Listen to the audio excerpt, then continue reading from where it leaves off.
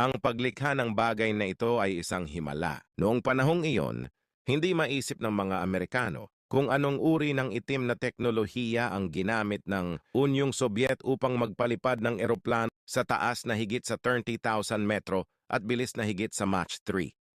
Ito ang MiG-25 na kilala bilang ang stainless manlalaban ng bakal. Kasabay nito, ang MiG-25 ay isang perpektong halimbawa ng kung ano ang ibig sabihin ng paggawa ng isang himala. Ang dahilan kung bakit nakagawa ang Unyong Sobyet ng isang hindi kinakalawang na asero na halimaw tulad ng MiG-25 ay dahil ang American SR-71 Blackbird reconnaissance plane ay palaging lumilipad sa ibabaw ng Unyong Sobyet. Ngunit dahil sa pagkaatrasado sa teknolohiya, walang magawa ang Unyong Sobyet tungkol sa American Blackbird. Dahil ang USSR ay hindi makagawa ng anumang katibayan ng aktwal na Blackbird reconnaissance, hindi sila nagkaroon ng pagkakataon na hatulan ito sa lipunan. Yung USSR ay nasa isang dilema. Upang malutas ang problemang ito, inilunsad ng Mikoyan Design Bureau ang MiG-25. Isang high-speed interceptor, ngunit dahil sa limitadong material na teknolohiya, kung gagamit tayo ng ordinaryong aluminum alloy bilang fuselage material, hindi nito kayang suportahan ang bilis ng MiG-25 na Mach 3 sa mataas na altitude. Ngunit ang Unyong Sobyet ay walang magaan at malakas na haluang metal na titan. Ilang gabi itong pinag-isipan ni Mikoyan. Sa wakas ay nagpasya siyang gumamit ng hindi kinakalawang na asero para sa fuselage. Ngunit lumikha ito ng isa pang problema. Ang density ng hindi kinakalawang na asero ay napakataas na. Ang MiG-25 ay tumimbang ng 15 tonelada. Hindi naging mahirap para kay Mikoyan na maglagay ng 15 toneladang bakal na bloke sa hangin sa bilis na higit sa Mach 3.